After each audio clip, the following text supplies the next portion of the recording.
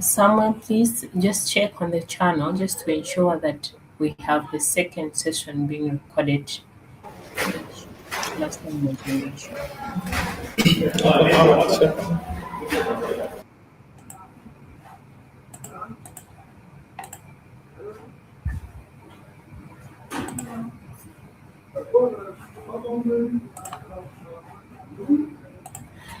Alright, so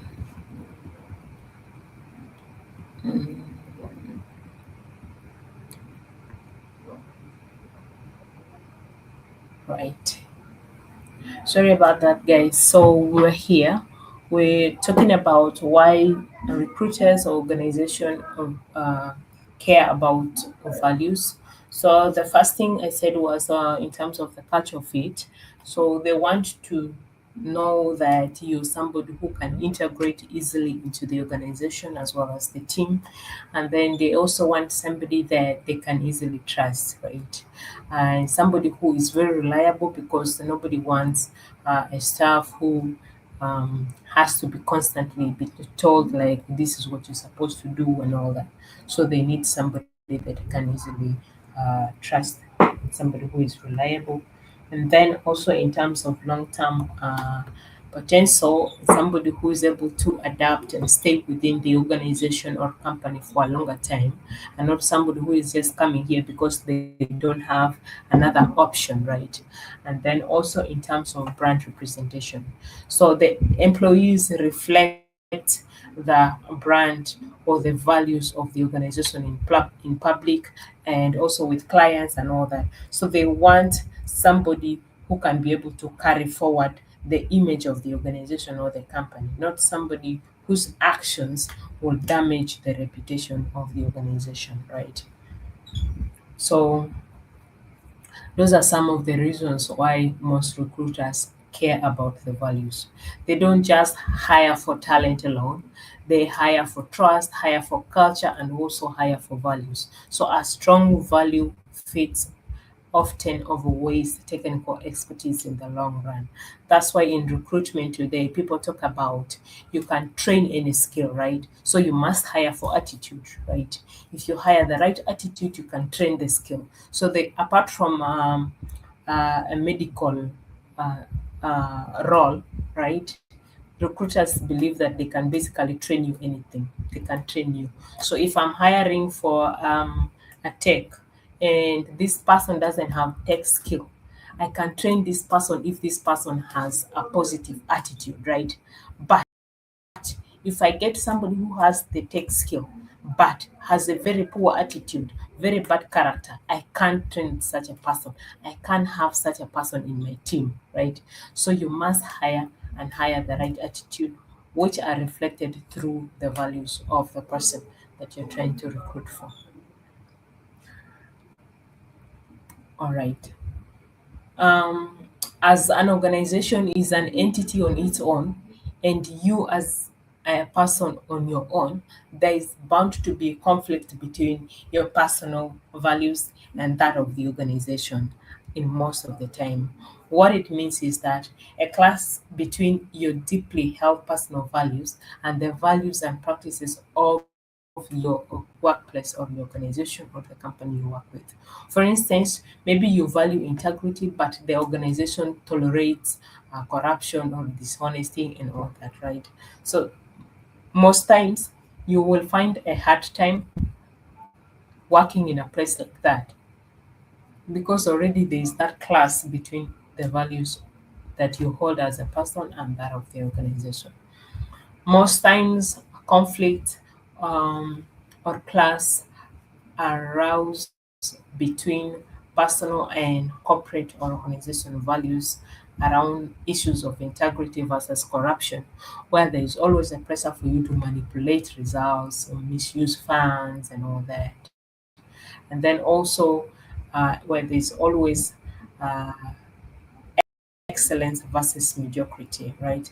Where the organization accepts just enough while you try for quality. Some you want to do quality work and somebody will tell you, oh, don't bother, don't even waste resources.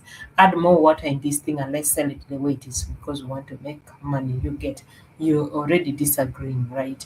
So that what it means by excellence versus mediocrity.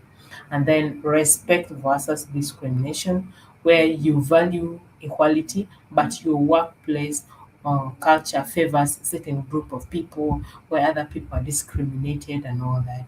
And then work-life balance versus overwork, where you value family, but your organization demands unhealthy hours of work. You must work more than 16 hours in a day and all that.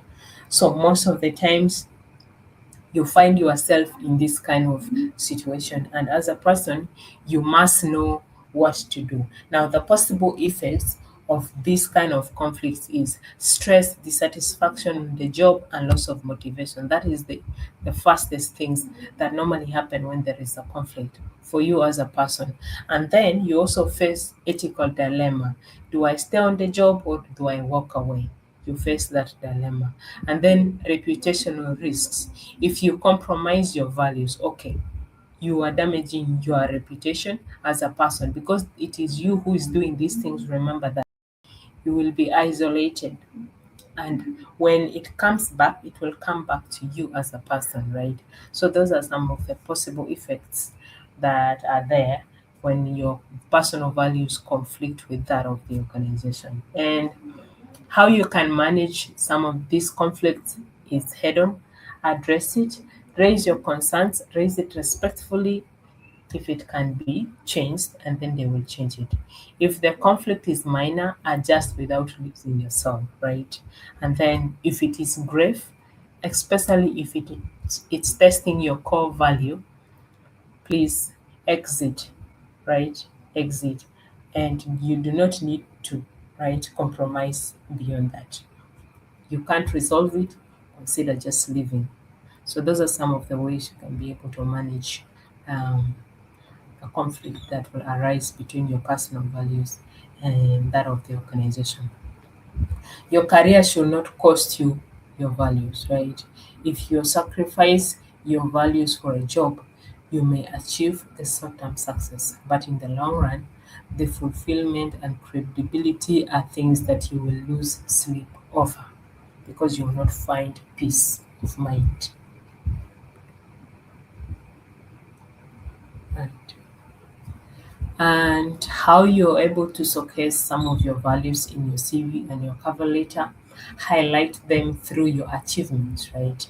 Reflect them in your achievements because you are talking about what you've been able to do. Remember, when we were writing our CV and cover letter, we talked about writing our achievements, right? And measurable achievements. So within the same achievement, you should be able to highlight your values, right? That way, somebody is already able to see, right? I've given you a couple of examples here. And then when in interviews, use storytelling to demonstrate values in action, right? When given an opportunity, so describe how you've been able to demonstrate values in action. What are the things that you've done to show that these are values that you hold dearly and all that? That will help you a lot in showcasing and communicating your value when given the opportunity.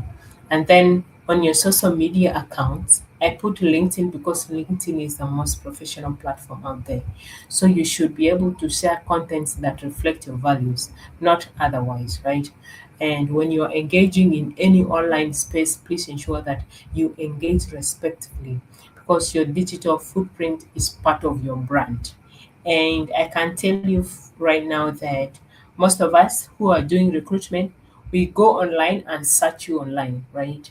And it's part of the background check. We want to see the kind of things you post out there, whether it is on your TikTok, it's on your Facebook. You may say, oh, why are they intruding in my personal life? There's nothing personal about it because all these personal things come back to the workplace, right? So don't say this is my personal thing. I must do whatever I like. Show up naked or half naked on social media and stuff, insult people and feel it is okay. And then when you appear for or apply for a role, I must not take it personally. I will take it personally. You get because that kind of behavior will showcase in your workplace. You get so please take your social medias very seriously. There's no recruiter who will not look at your social media. They'll check you out. They'll check you on LinkedIn. They'll check your other social media accounts to see the kind of things you're doing there. And trust me, most people have lost opportunities because of the things. And if you know that you post contents there that don't add value to who you are, please go and delete them, remove them, because sometimes you are not being even called for anything because they don't like the kind of shit that you put there on your social media. So go and you take it down, because those are some of the things that are blocking your opportunity for you. So please ensure that your social media is free and does not leave any bad footprints for you when somebody go to check out who you are. And then in your daily contact as a person, whether somebody is watching you or not watching you, ensure consistency between your words and action. That is what builds credibility. Don't say something else and mean something else. Don't act in a certain way and go and communicate something else. You are not going to build credibility through that. People trust you more when your values show up in small everyday actions, right? Values are not just stated, they must be lived and demonstrated across all areas of your life. You cannot see me today and tell me, oh, my value is integrity, oh, my value is excellence. What does that mean? How do I know? What are you talking about? You get. I will see it. If your value is integrity, I will see it. Hmm? I will see it in your actions. I will see you living integrity, right, in your everyday life. You don't need to even tell me, you get. And that is the meaning, that you must be able to demonstrate and live your values in all aspects of your life, whether it is within your family. You cannot go and home and you don't have respect for anybody. You are punching people up and down, and then you come out and then you are strong, dressed in suit, and be like, oh, I'm a lawyer and I value respect. People should respect me. But you've just been punching people in your household, right? So you must not create some level of inconsistency in what you do. Your action must communicate with your words in everything you do, whether somebody is watching you or not. Please remember that. For those of us who want to be leaders in the sphere of life, leadership is not just about titles or positions, right? And I always like to make this joke a lot. Like, who told people that you should be a leader? You should be in a certain position to be able to influence anything, right? You will be a leader where you are right now in your current position. Be a leader right now. Influence something, influence a good habit, influence things in your family, right? And that's where leadership begins. It's not about, oh, let me wait or let me join politics, get a certain title, be a chief of something before I can start influencing. It will be too late, because when you get there, you will even forget what is important, right? People follow leaders they trust and they respect. They trust and respect people and they follow, right? And trust and respect are built on values that are consistently lived throughout. You get. So if you are thinking of being a leader, right, you should start now. Start where you are at. Don't worry about getting a title and then starting, because those titles don't matter. They are temporary. They are not who you are. If it is taken away from you, who are you, right? So you must be able to influence anything from your current position at the current level you are in. So some of the values that define some of the great leaders, I've put them here, and they're the same values that we've been looking at since the beginning of the session. So you get to choose the kind of values that you want for yourself. Some examples from world leaders, like talk about Nelson Mandela, talk about Mother Teresa, and you can also look at some of the local leaders around, even in South Sudan, in our church, family, community members.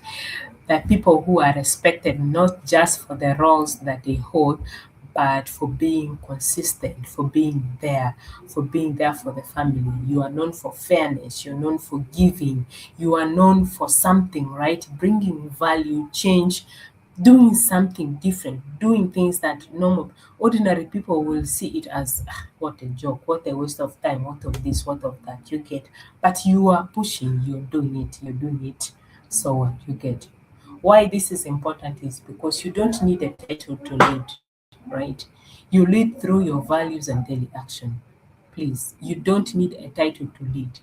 Anybody can be a leader. You don't need a title to lead. Your brand as a future leader is being set by right now by the values you choose to live by every day. True leadership is rooted in values. Titles come and go because even in a typical organization, your title will change so many times. And sometimes you get a promotion, sometimes you get a demotion if you even fail to perform.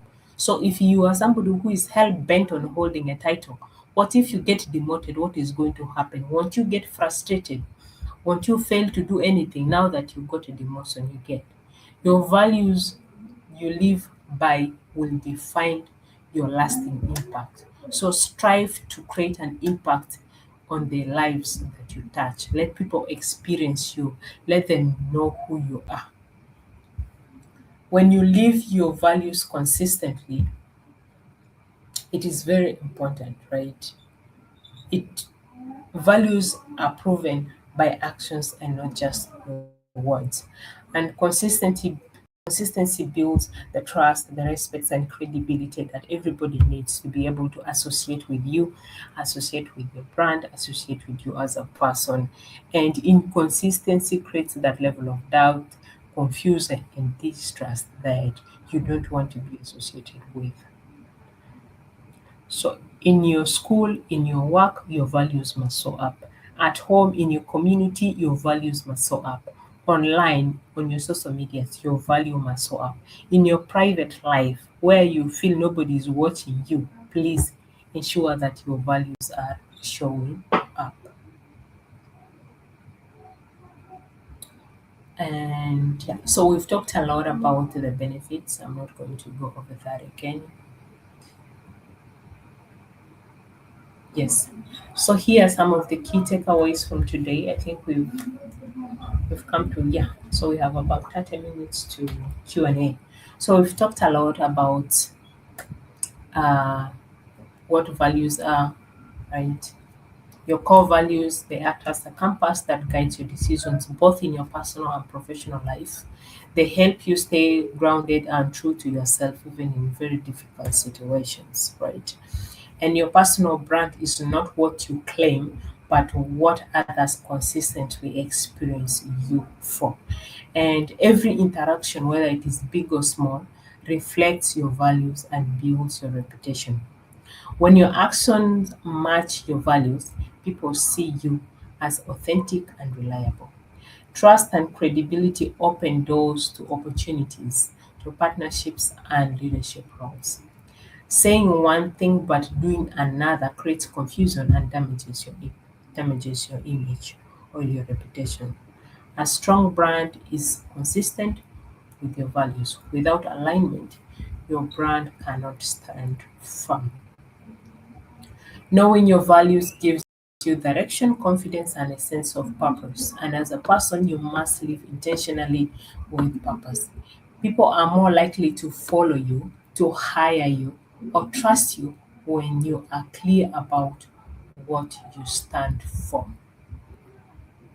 Yes, that is it. And thank you for listening. I hope you've learned a lot. You will tell me about that in just a couple of minutes. Uh-huh. Yeah. So I will come back to the questions and answers later. I will take a couple of questions. Yeah. I'll take some water. Samuel, please, over to you as I grab some water.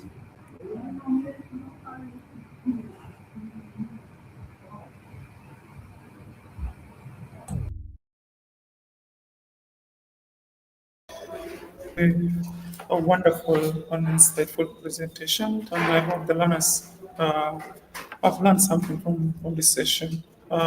So let's feel free to interact, and also would love to hear your thoughts on this session. So I think I will just start by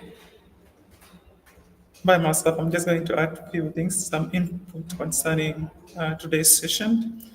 It has really been a wonderful, and I've been following thoroughly the two beginnings of this session. when you talk about core values, these are things that you can really adapt, and you highlight them in your personal, professional, and also organizational life. Uh, she has really taken us through some aspect and also highlighted a lot about personal values, and we found out that they can, like, they really, they climb the ladder into our success, of who we are becoming already.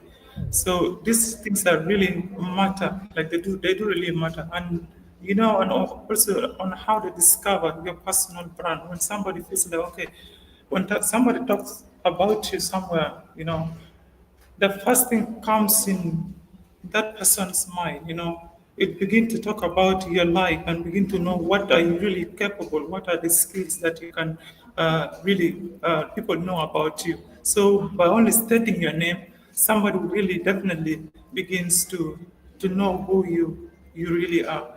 So it's really important for somebody to know the core values, and we've really known that they can really foreshadow our success and of who we are really becoming someday. So thank you. I will just have to give us the chance, as I said earlier. We are going just to engage, and also you can feel free to drop your questions in the chat. And also, we would also love to hear your thoughts on this matter. So I will give a chance or room to anybody who have a question. You can send it in the chat, or you can just put up your hand, and then I will give you the chance to. Thank you so much.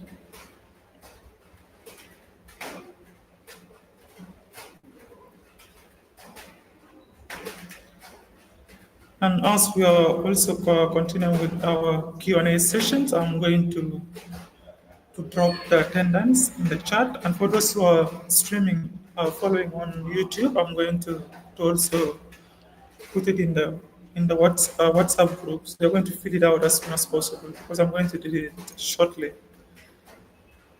So, guys, it's time for you to ask a question. Feel free. You can also give us your thoughts. Let's keep it interactive. Thanks.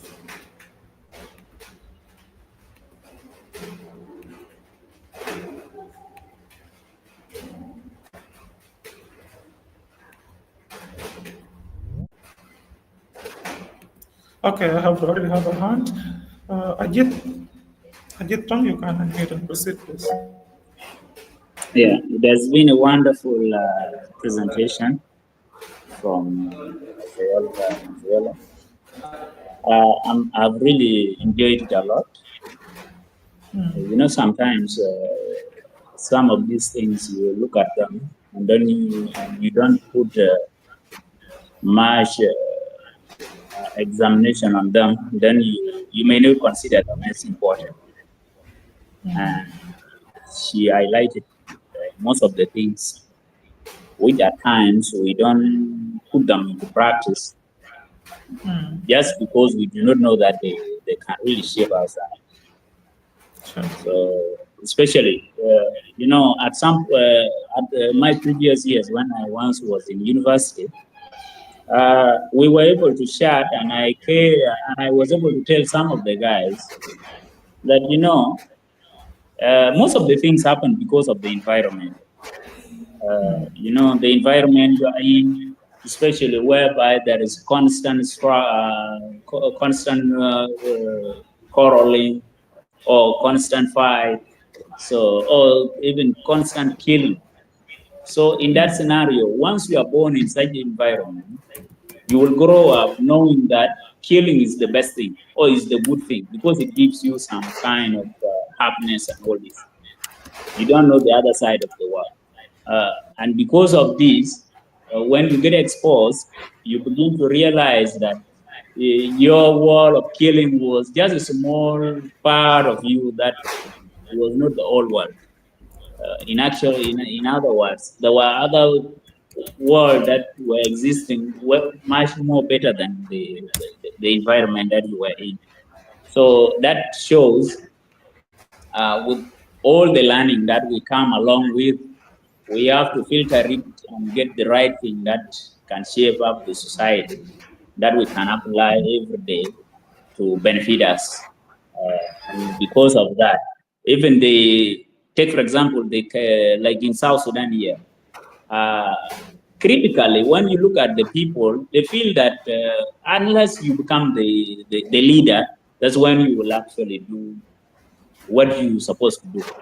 But she rightly put it before that you become a leader not because you are given a post or a title, but Sure. at least you are a leader there. In that scenario, whether you are cooking or you are doing what, you should have that influence over in that environment. You see, and I've really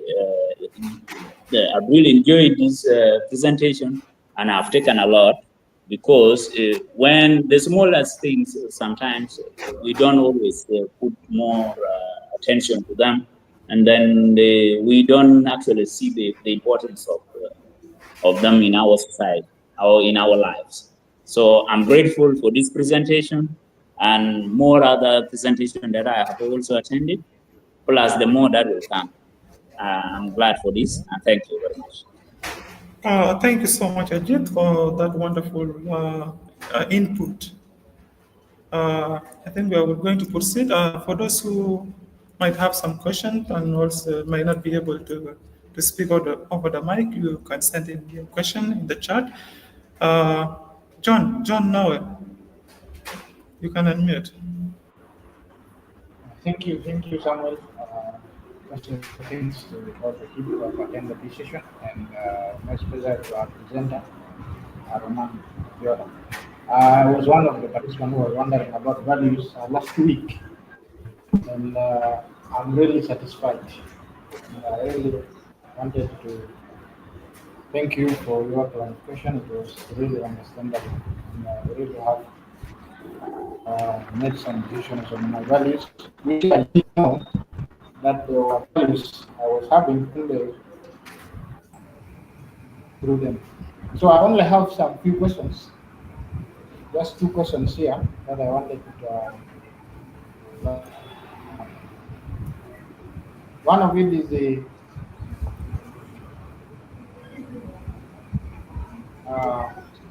how do core values differ from goals or how the core values differ from goals or lips, because those are three things that are conflicting in my mind right now. Secondly, is can values change over time or they are fixed? That is all what I have to say. Over to you, Brenda. So, did you say how do core values differ from goals? Goals. And do core values change in time? Oh, okay.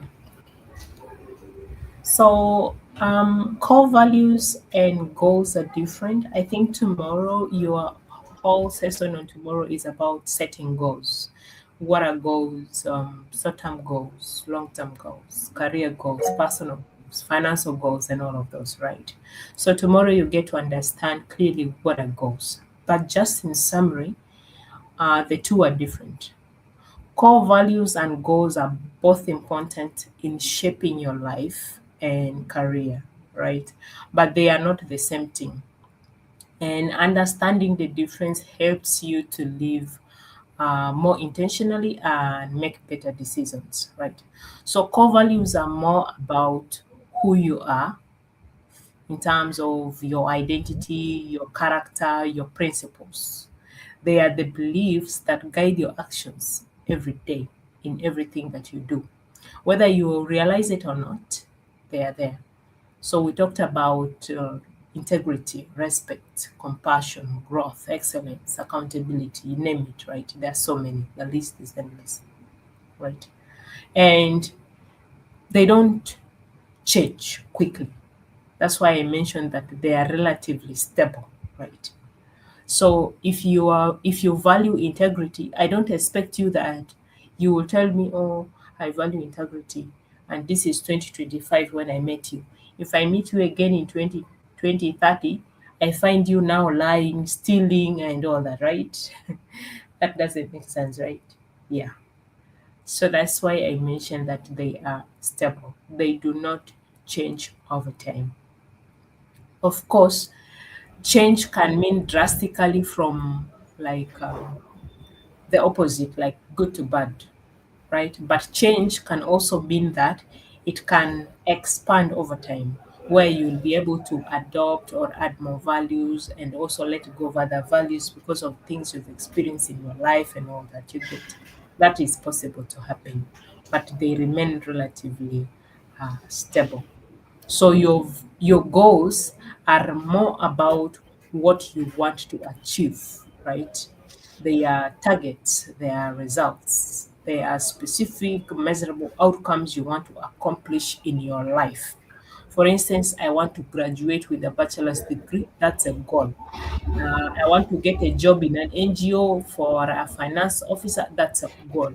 I want to save $1,000 by the end of 2025. That's a goal. You get, right? So those are some of the key differences when we talk about goals and values. And goals can change frequently. As you grow, you learn in your environment, things change, direction change. Yeah. Sometimes you said, oh, now I want to get a job in an NGO by 2025. Yeah. And you've not been able to do that. So you change your strategy. Maybe you need to try even to get a job in a company, because are you planning to stay unemployed forever? No, right? So the goals change, but values are relatively stable. So that is the difference between the two. Uh, I hope that answers your question. We'll go to the next person. As we are continuing with the Q&A session, I just dropped the attendance in the chat. You can fill it out as soon as possible. And for those who are watching live on YouTube, I also did that in the WhatsApp. So please continue filling out the form of continue with your questions. Like I said earlier, let's feel free to give our thoughts and also ask questions. Let's keep it interactive. So I can see Tom with your hand is up. You can unmute. Well, thank you, Baranda.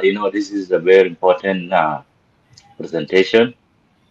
I really enjoy it, and it is very impactful to me. When you are talking about core values, it reminds me of a book I read some time back by Ruben Sharma, The Leader Who Had No Title. It reminds me of all the things that you have been talking about. Like, you don't have to get a position to be called a leader.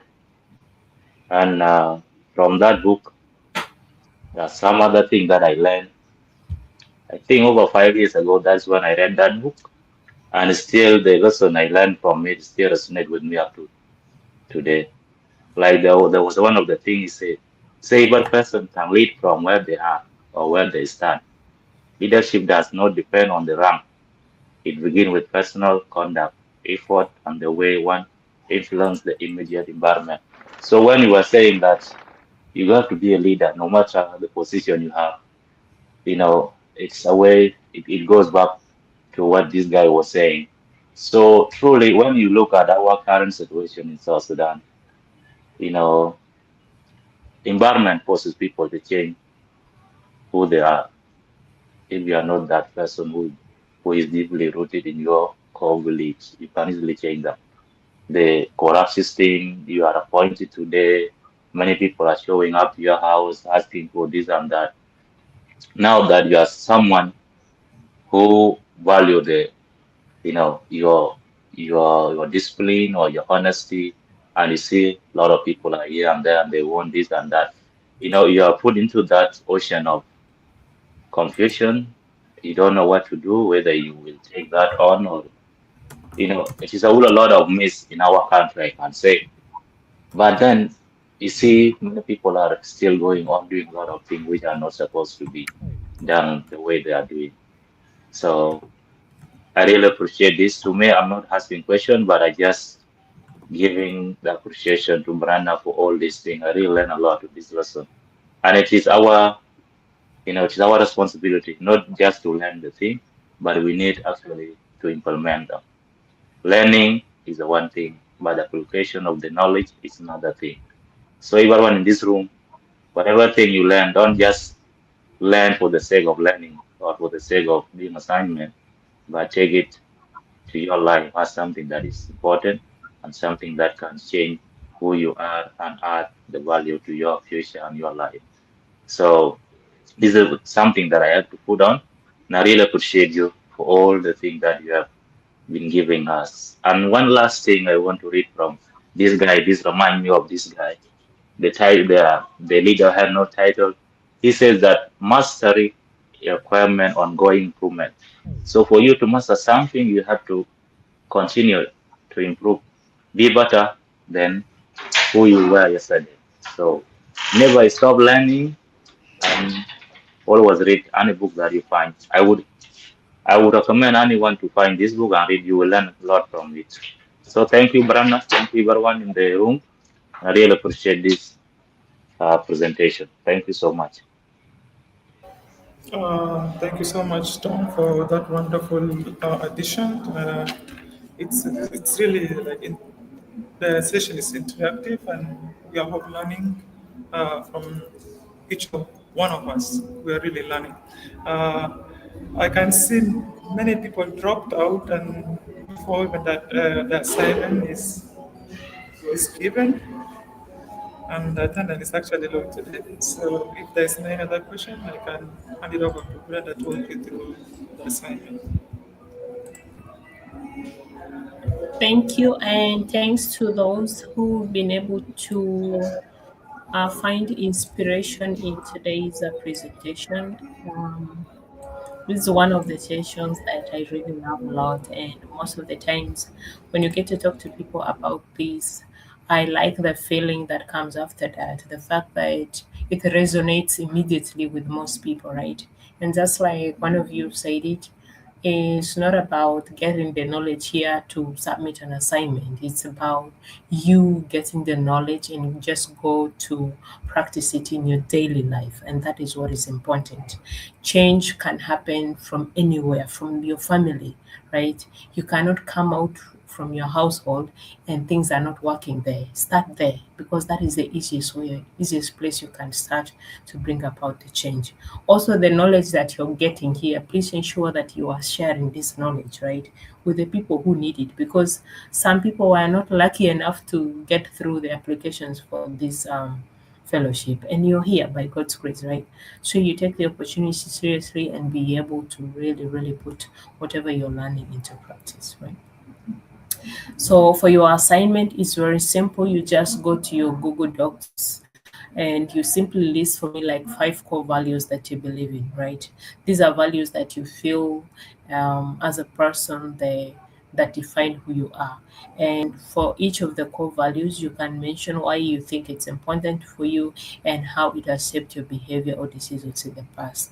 For instance, if you said your core value is integrity, so you just tell me why is integrity important for you, and in the past, how has integrity shaped your decision? Did you find yourself in a very unethical dilemma? And did you apply integrity? And what was the result, right? So it's just a narration about what are your core values. And then write a brief, maybe 3 to 5 sentence, a personal brand statement that reflects your core value as a person. And these are values that you've already written from the 5, right? And then you also go further to give an example of how you can demonstrate some of these values in your daily life.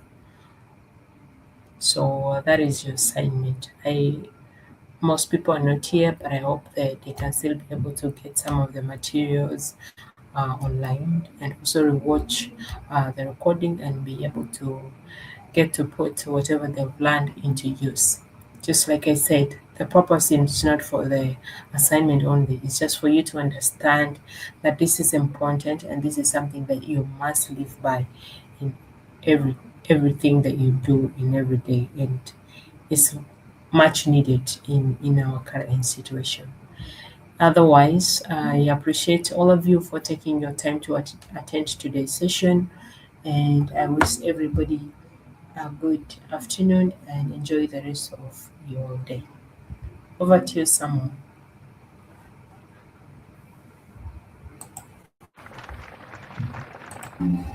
Thank you again, once again, Nada. As we have come to the end of our session, I would really encourage you to at least